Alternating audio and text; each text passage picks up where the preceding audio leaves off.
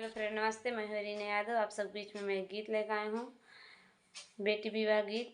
मेरा गीत कैसे लगा है सब कमेंट में ज़रूर बताना। अच्छा लगे तो लाइक करना, सब्सक्राइब करना, शेयर करना ज़्यादा से।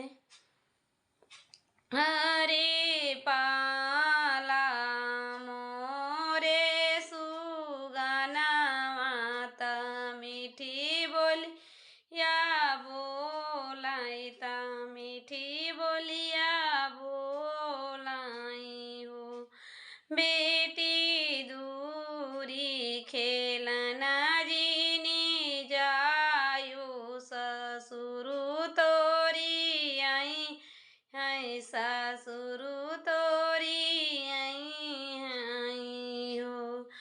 बेटी दूरी खेलना जीनी जायो ससुरु तोरी आई है ससुरु तोरी आई हो। अपने मम्मी की गोदिया लुकाई जावई ससुरु लौटी जाए है ससुरु लौटी जाई हो। ओ पाला मोर आइल सुगना माता मीठी बोली या बोलाई मीठी बोलिया बोलाई। सुटी दूरी खेलना जीनी जायु तसठ तो रे आई त जेठा तो रे आई हो।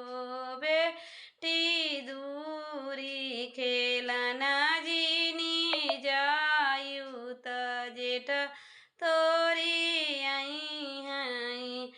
नारी चाची की गोदिया लुकाई जावई जेठला उठी जाई यहीं त जेठला उठी जाई।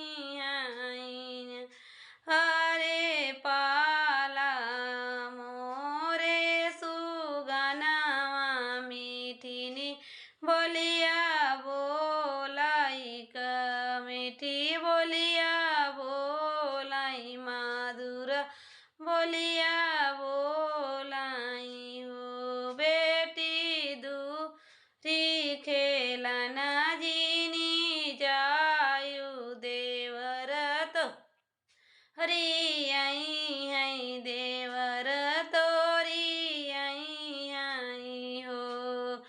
अपने भाभी की गोदिया लुकाई जावई देवर चल जाई